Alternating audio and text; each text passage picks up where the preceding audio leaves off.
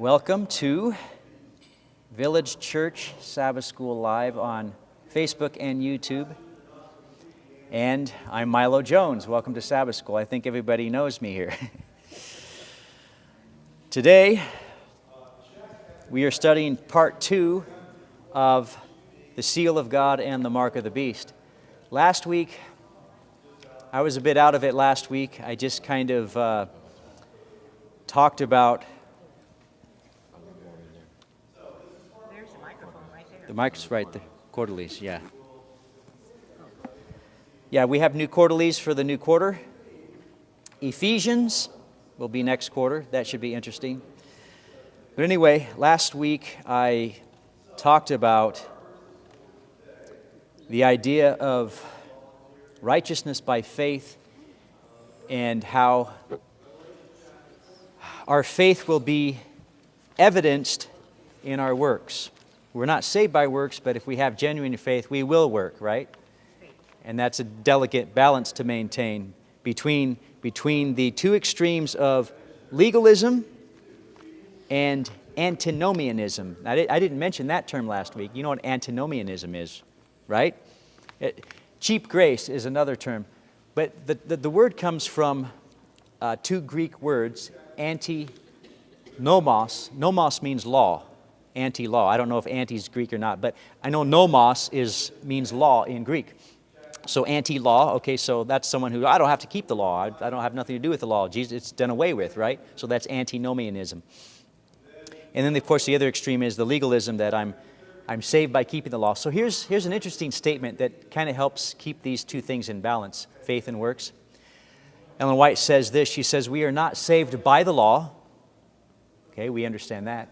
But neither are we saved in disobedience to the law. Okay, so now try to make sense of those two things and keep those two things in balance. We're not saved by the law, but we're not saved in disobedience to the law. Okay? So if you can figure that out, you're on the straight and narrow. Now, that has something to do with the mark of the beast and the seal of God, because the people who keep the commandments of God with the right motive, not to be saved, but because they are saved, those are the people who receive the seal of God.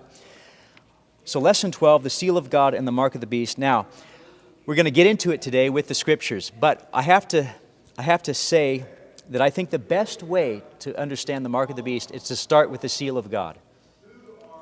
Okay? Bill's got a big smile on his face. You like that? Study the genuine. Yeah, you study the genuine, and then when the counterfeit comes, you'll recognize the counterfeit, right? But sometimes, especially as Adventists, we want to get right into the mark of the beast, and then, oh, by the way, the seal of God is... I think we got that backwards. So when you understand what the seal of God is, then the mark of the beast will be obvious, okay?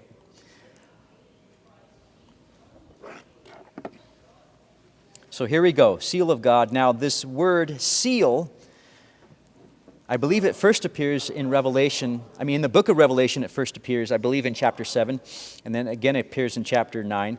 But it says, after these things I saw 4 angels. Now this passage also gives us some sequence as far as events, last day events. So we'll kind of talk about these. After these things I saw 4 angels standing at the 4 corners of the earth, holding the winds of the earth, that the wind should not blow on the earth, on the sea, or on any tree. What are we talking about in this first verse? 4 angels holding 4 winds.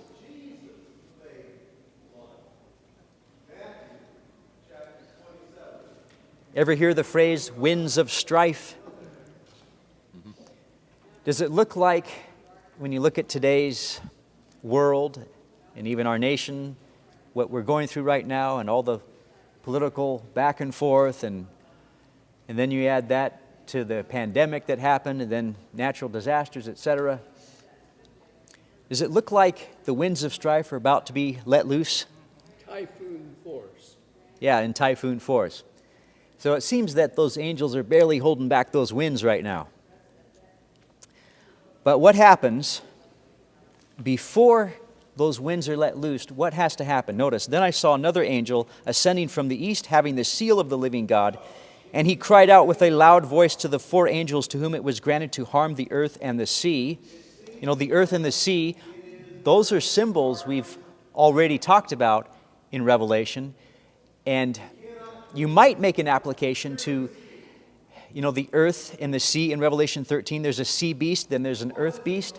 The first represents the papal kingdom from Europe, and then you have the United States rising up out of the earth, because that's a less populated area, not a civilized area, okay, in contrast to the sea that represents multitudes and peoples, etc. Okay, so just think about all that symbolism as you read these words. So do not harm the earth, the sea, or the trees, till we have sealed the servants of our God on their foreheads. And this seal, notice the seal is on the forehead. Just like the mark of the beast is on the forehead, it's on the right hand as well. Now the seal, I believe, is also on the right hand, as we shall see in Deuteronomy when we go back there and cross-reference. But it says in verse 4, and I heard the number of those who were sealed, 144,000 of all the tribes of the children of Israel. Now if you contrast this verse with Revelation 12, it begins with talking about the 144,000, and it doesn't mention the word seal, but it says they have the name of their Father, where? On their forehead. And remember what name means from our study? What is God's name? His character. Now, how do we know that? What's the biblical proof? Moses.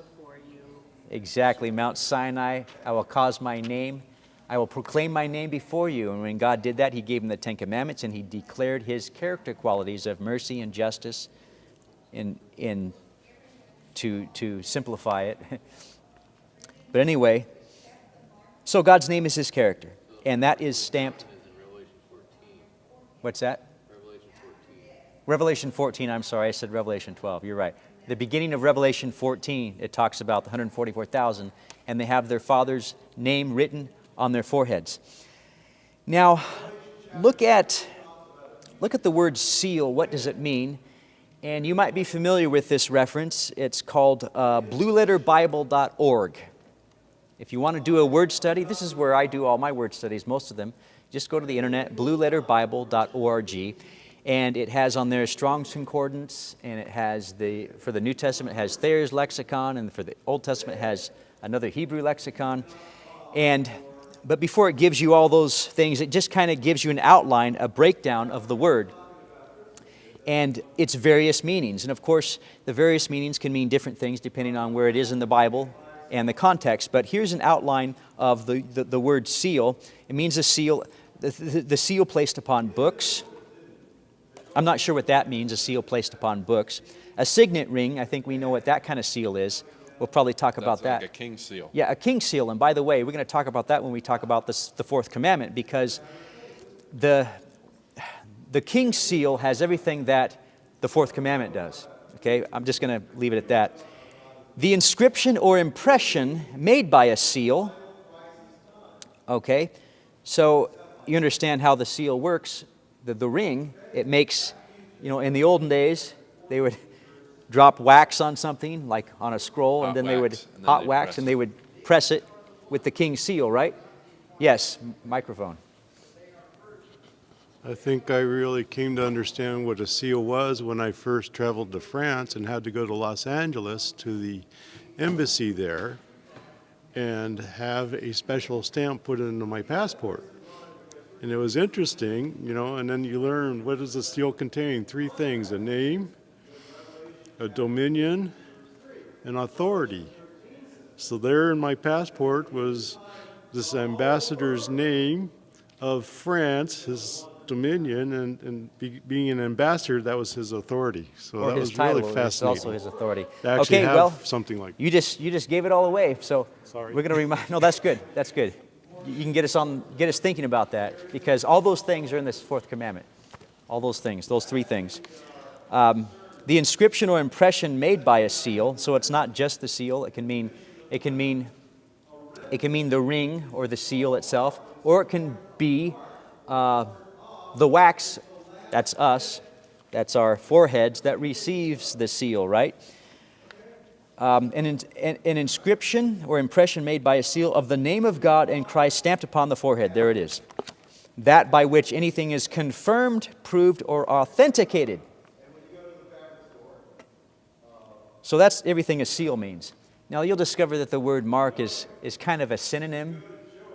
I mean, you can have the mark of God and the seal of the beast, I suppose, but I don't know.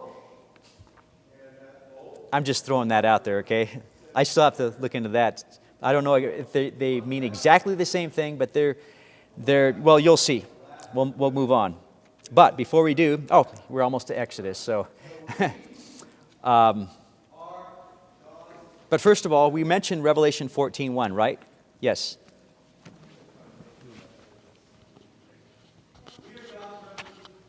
I don't remember the exact reference, but Ellen White references the sealing being you can't change a person's mind. And if you think in the terms of like farming or canning products, preserving food, when you seal a jar, nothing gets in, nothing comes out. It is set. Okay, I like that illustration. Anybody do canning? Most of us have had some experience, at least observing it, if not doing it. And so what happens when you put that mason jar in the boiling water with that seal, and it makes a seal, and then guess what? Once it's sealed, unless the seal is broken, nothing gets in, nothing gets out. Kind of like the ark, the door on the ark, right? Yeah, good point. So in Revelation 14:1, this is what happens to the 144,000. They have the Father's name. They're sealed with His character, with His name, okay?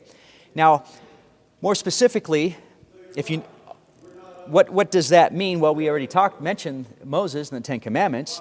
And in verse 12, what does it say in 14 verse 12? Those three characteristics about the saints. Here's the patience of the saints. Here are those who do what? Keep the commandments They of keep God. they keep God's commandments and they have the faith of Jesus. Now, there's the law and the gospel, and you got to have both of those, because if you just have the commandments of God, you can get into legalism, right? Okay, you got to have the faith of Jesus. So it has something to do with God's law. Now go to Deuteronomy, a couple texts here. Deuteronomy 6 verse 8. What does that say?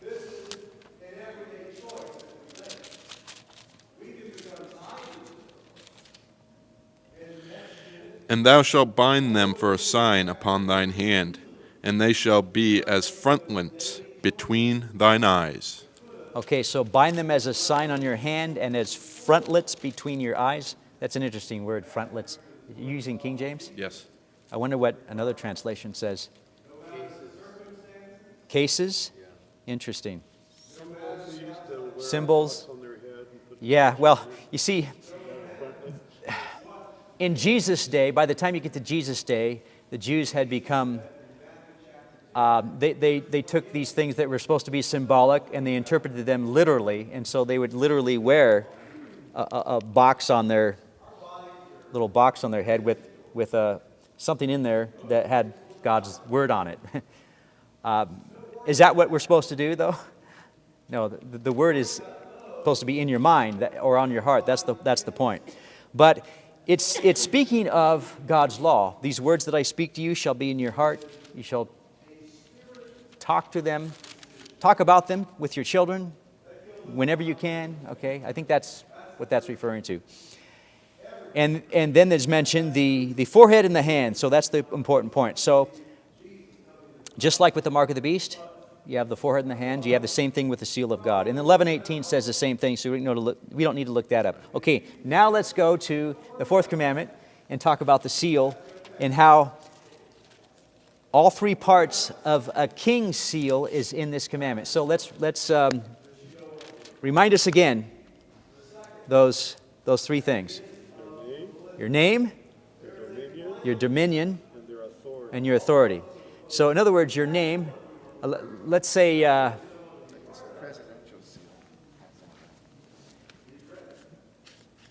let me give you a simple illustration. Yeah, the presidential seal may have that. I'm sure it does.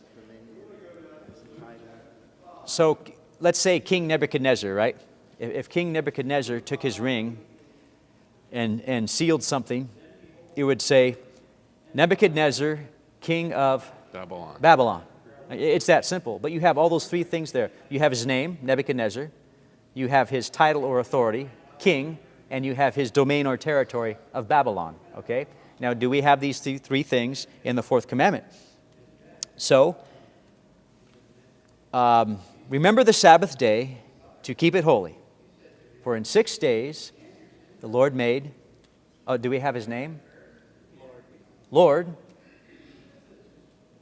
And he made something, so what's his title? He's the creator. And does it have his domain? He made heaven and earth. The sea and all that in them is. Yeah, and everything.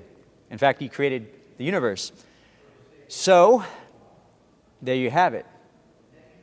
Yep. This is what makes, one of the things that makes the fourth commandment unique in contrast to the other 9.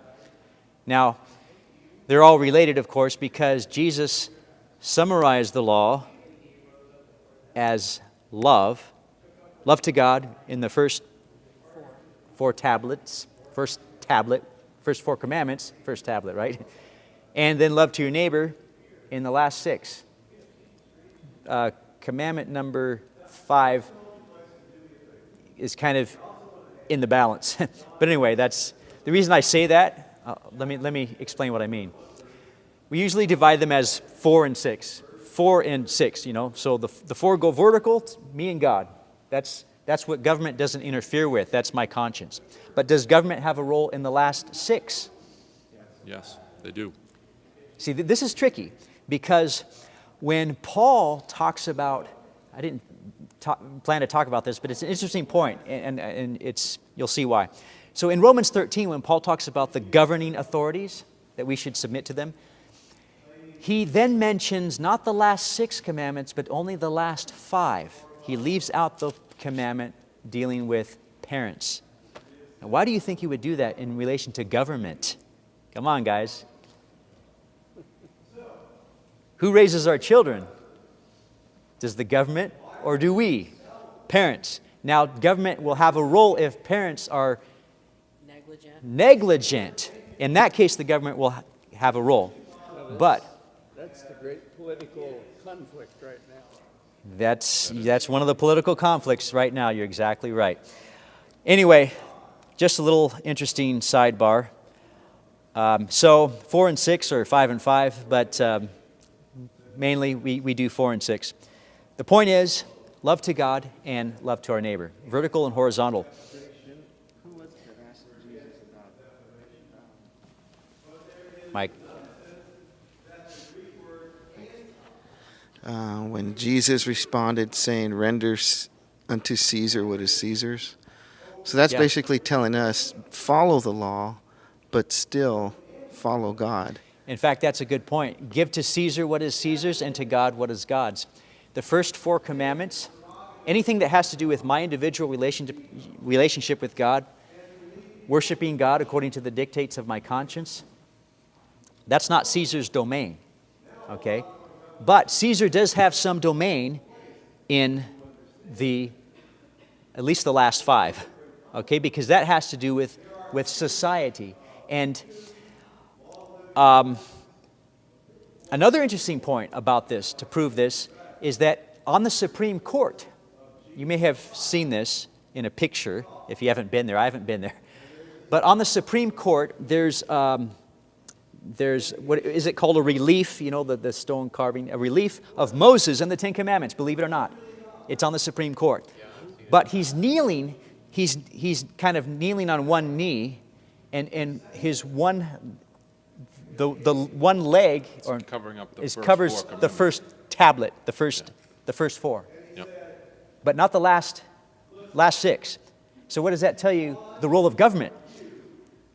Interesting, isn't it? And yeah, in civil matters, and civil matters do involve, you know, whether people, you know, we believe in separation of church and state, but not separation of morality from government, okay? Government has a role in civil, you know, it can't dictate what's in your heart, but if you steal from somebody, the government has a role to play. Don't we know the government where we work? Yeah, well, let's not get into that.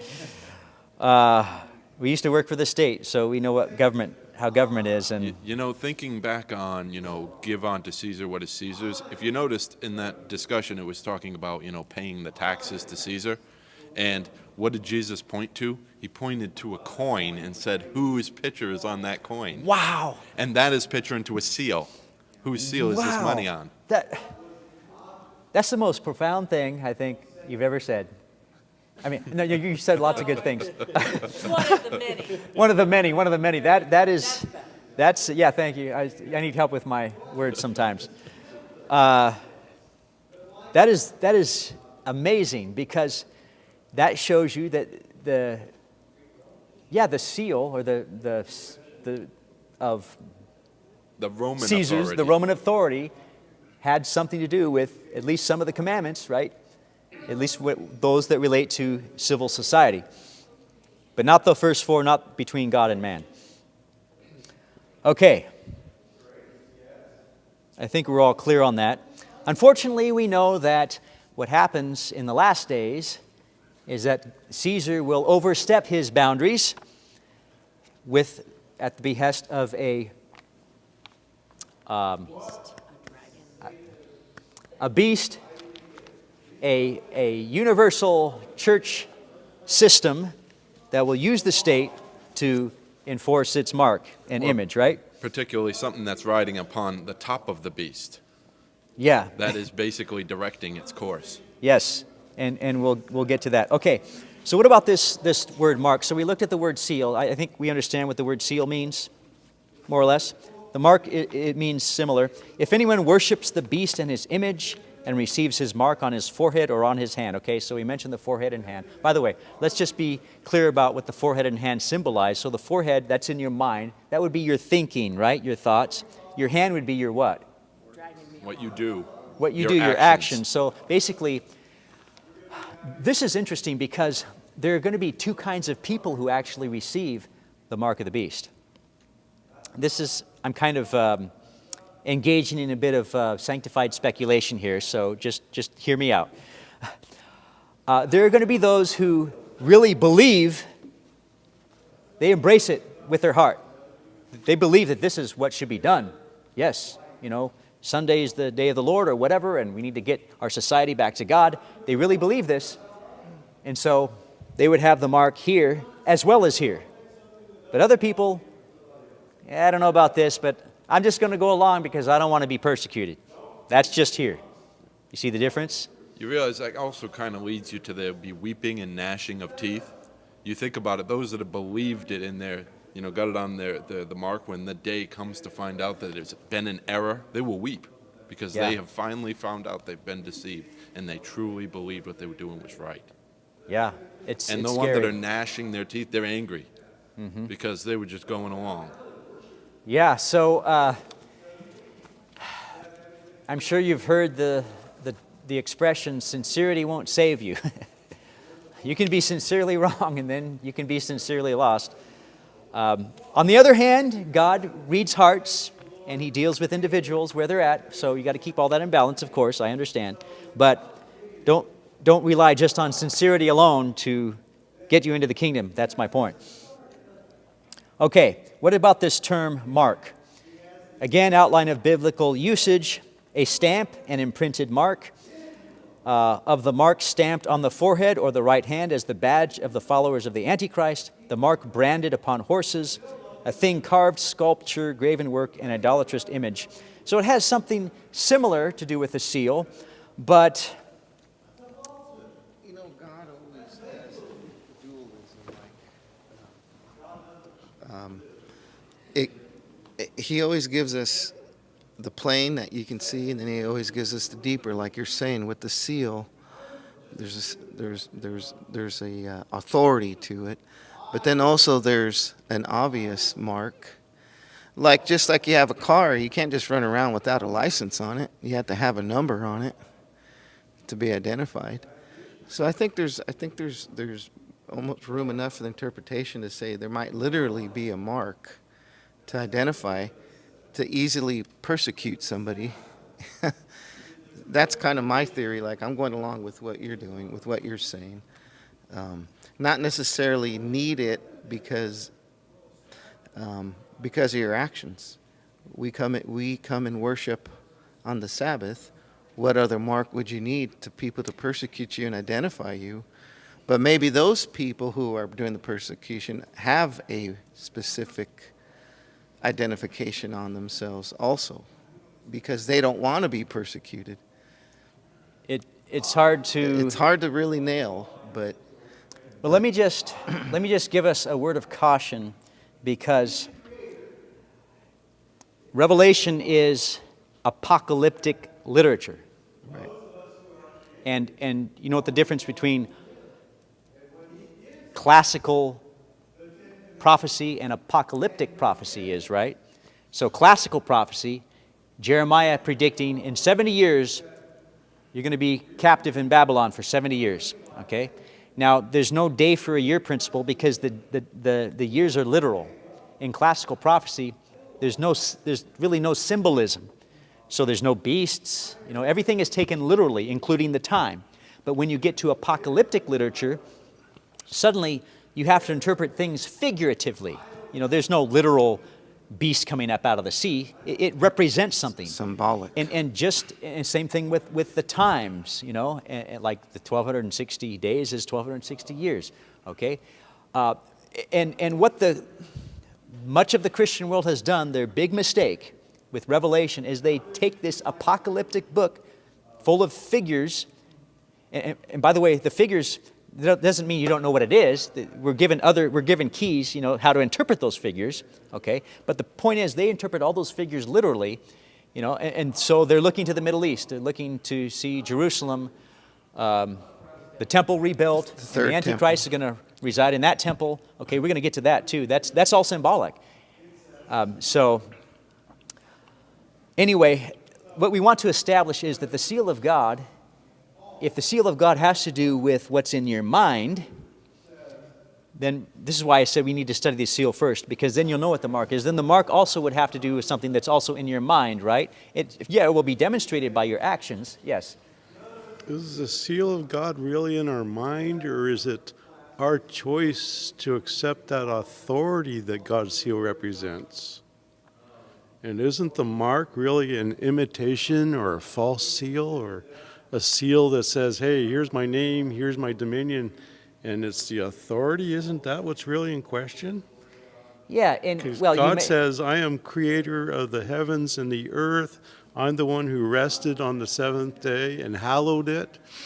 Whereas that mark is the authority, because isn't it the false church that says, well, because we changed the solemnity of Saturday Sabbath to Sunday, they're claiming that is their authority. So isn't that what we're looking for in that mark? Yeah, it is. And then the thing is, that mark is going to appear either by a choice that I make, or I'm going to be forced into it. Yeah. God doesn't do that, so that's why Right. his seal only appears on the forehead. Yes, it does come to choice, but you realize the choice does take place in your mind, right? I mean, that's the point. It's a choice. Yeah. Choose you this day whom you will serve, Joshua said. But here's the important thing. If you don't make a deliberate choice for God, by default, what's going to happen? You're led into it. Yeah, by default, you get the mark of the beast. It's not. That's how it works. I mean, that's how Christianity works. So in the American Catholic Quarterly Review of January of 1883 actually uses the word mark. Of course, the Catholic Church claims that the change was her act, and the act is a mark of her ecclesiastical power and authority in religious matters. Yeah.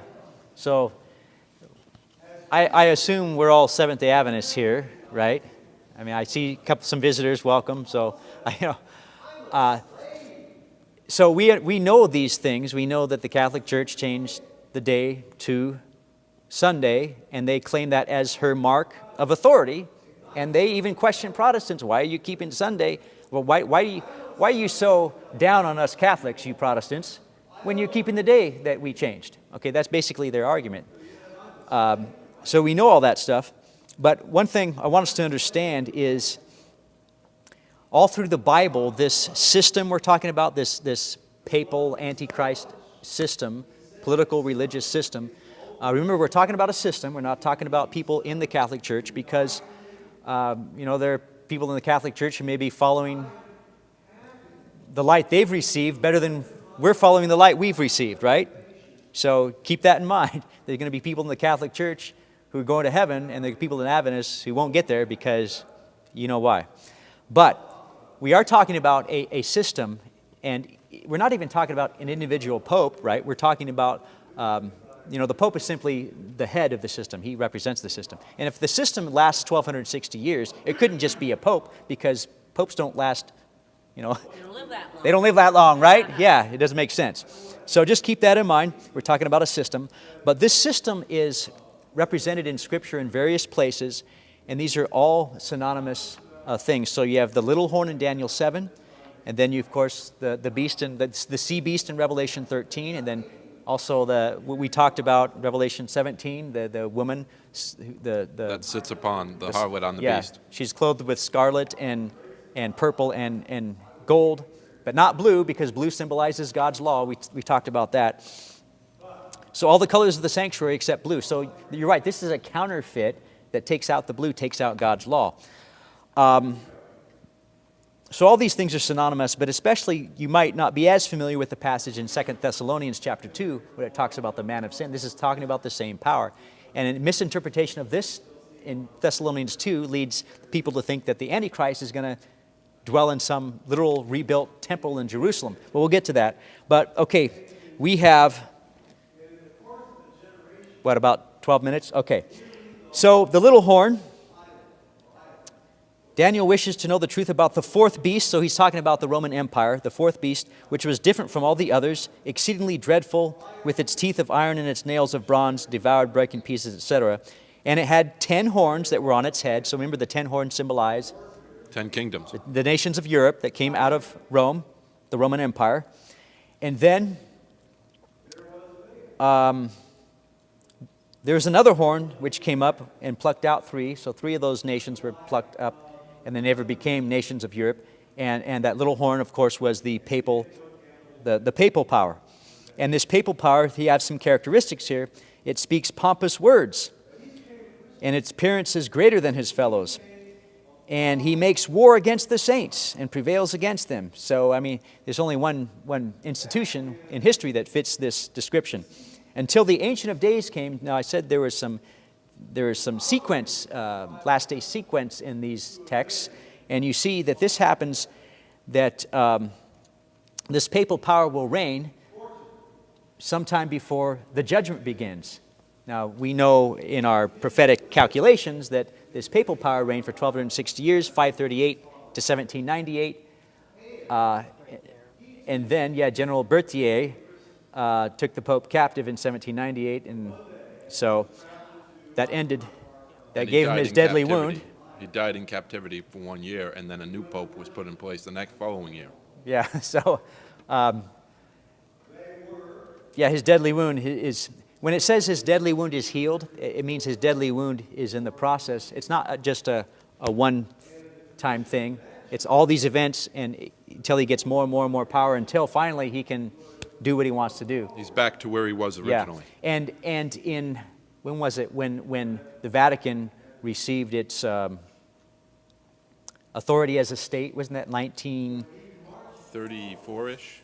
Yeah, somewhere in there. 1929. Okay. 1929. That was a very significant event in the process of having the wound being healed. That's where Mussolini gave, Pope Pius the Vatican II. Yeah. Okay. And all this happens, of course, 1798, and then what happened in 1844? The beginning of the investigative judgment. So you see the sequence here. This papal power reigns, and then until the Ancient of Days comes and the judgment was made in... Okay, now there's a judgment, right? All right. More characteristics of this little horn. Daniel, if you ever... I learned a hard lesson. I was in a Sabbath school class, and I won't name where I was. But there were some professors there, and they didn't want to say that the papacy was the Antichrist. So they were talking about Revelation 13, and they were asking, so who's this power represent? And they were baiting somebody. Well, I took the bait because they wanted to knock it down. And everybody was quiet. And so I just raised my hand and I said, well, it's the papacy, you know. And I was standing in the back, so my voice carried over the whole audience. Well, and they did their routine and did a dance around it, and that was our historical belief, and blah blah blah. When you're dealing with those people, or if you're ever in that situation, don't just blurt out an answer, because then they'll just knock it down. What you have to do is lead up to an answer with facts. So if I had known this text, if I had said in Daniel 7:25, we are given 4 characteristics of this power. He will speak pompous words. He will persecute the saints. He will change times and law. And he will reign for time, times, and half a time, which is 1,260 days or years. If I had said those 4 things, and then said there's only one power in all of history that meets all 4 specifications of the prophecy, and that's the papacy, then they would have to go and knock down every single one of those points. So just a little reminder how to deal with people, okay? The heart of Catholicism is not. So I'm an ex-Catholic. He's an ex-Catholic. I went by to the way. Catholic school. And it's really something they don't teach you in Catholic school. But what you end up finding out when you do research is the heart of Catholicism is not based on the Bible. The practices of Catholicism is not. So you're saying your religion is not based on the Bible. What is the Bible? The Word of God, the bread of life. So that whole theology is not even based on Christ to begin with when you find these things out. Secondly, is their religion is based on ritual, dogma, past practices. It's really, it melts your mind to think all your life you thought I was in something wonderful. And that's just the leaders. That's not, it's like it says in Revelation, he's going to call them out of Babylon. I think there's going to be a lot of saved people from all kinds of churches. Yeah. Because God calls out what's in your heart. Like you say, what's in your mind, right? What's in our minds, what we choose. And some of them will replace Adventist people in the church. I mean, there's going to be a great falling out of Adventism. And those people might replace all those. But the point is, in the 70s, my dad had a friend who was Adventist, and he brought us to that Jesus Saves building in L.A., and the minister there was Adventist, and he taught the Catholic Church was the beast, like you're saying, the papacy. So I've seen a lot of that through my life. So, and then just discovering on my own, reading the literature. I mean, leaders of the Catholic Church even admit to them. We freely admit what we did, what we are doing. We changed the times. Yeah. All these things up here. He said the 4 descriptions. Is it Daniel? Yeah, in Daniel 7:25. They freely admit it to the world. There's no secrecy about. So There's no secrecy about Yeah, it. and that's a good point, because if people want to accuse us of being overcritical, the fact is we're not saying anything that they don't freely acknowledge. That's the weird thing about it. It's printed. Yeah, that's the weird thing about it. Well, it kind of goes how the devil works. He takes a little bit of truth and mixes it with lies. Yeah. If you just tell all lies, then everyone will say, well, that's just a lie. But if you tell the truth about what you've done, and then you put a little bit of truth with error into it, people will acknowledge it and say, yeah, it must be true, because that's obviously true. Yeah. So the sea beast is synonymous with this little horn in Daniel 7. And we'll just kind of rush through this really quick because I want to get to 2 Thessalonians. But anyway, he rises above the sea, which is a place that's highly populated.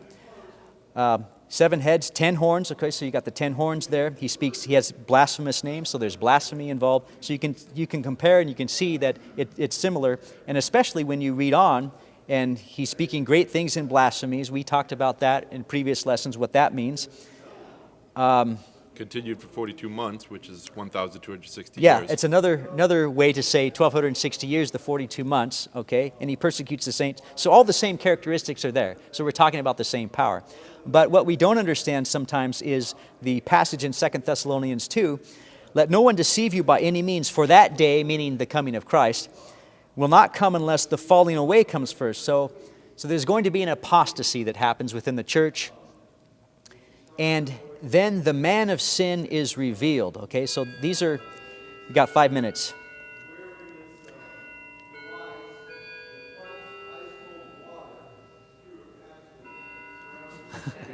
Okay.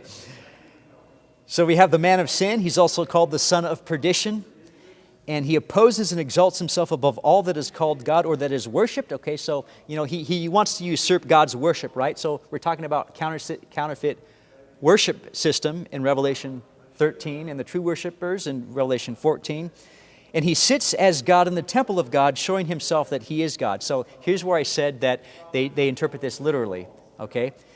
God's temple, Jesus described himself as the temple, but also the temple is the body of Christ, which is his church. So in this passage, symbolically, the temple of God is the church.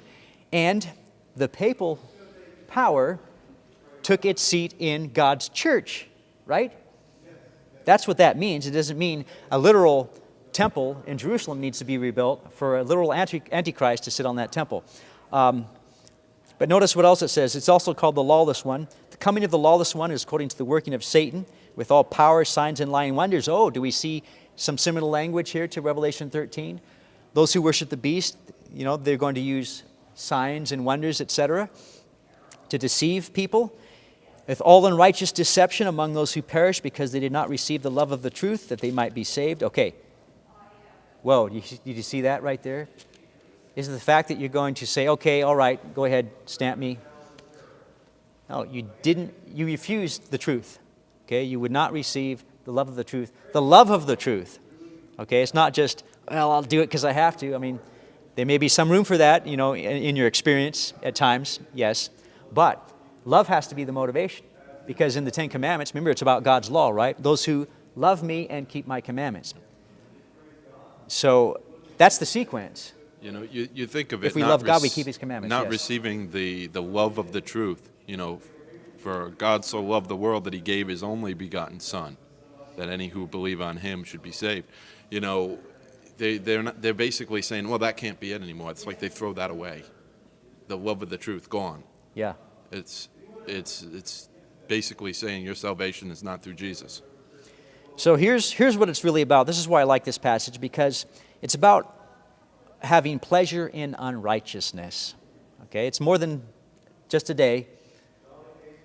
Those who end up keeping Sunday at this point in time, when all this is playing out, those who receive the mark of the beast. By the way, nobody has the mark of the beast now, right? You understand that? Right.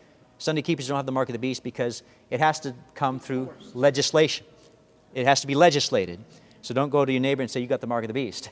It's not true.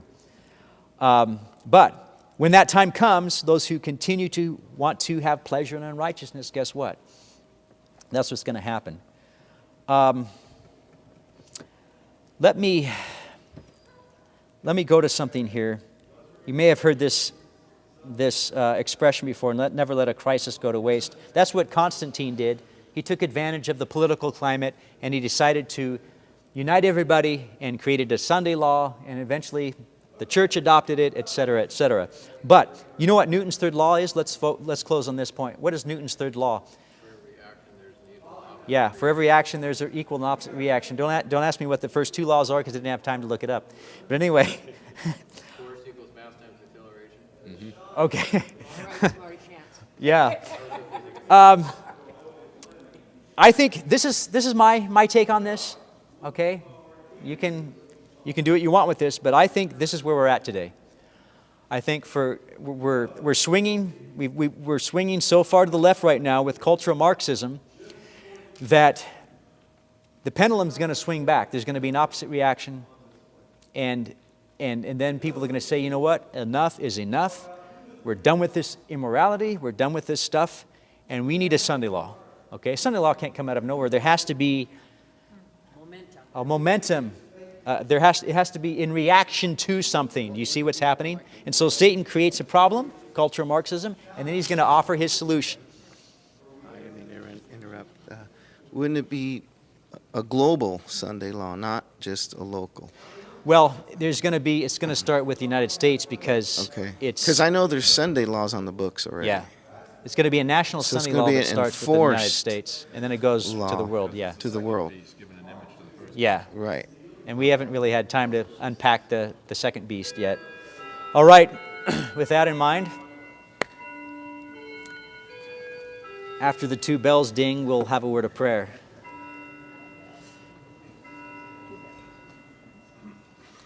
Father in heaven, thank you so much for these truths. Please write them upon our hearts, but Lord, help us to receive the love of the truth. Help us to embrace the truth and Jesus, who is the truth, because it's really about a relationship with Him, the Lamb. And that's who we want to follow. And we thank you in Jesus' name.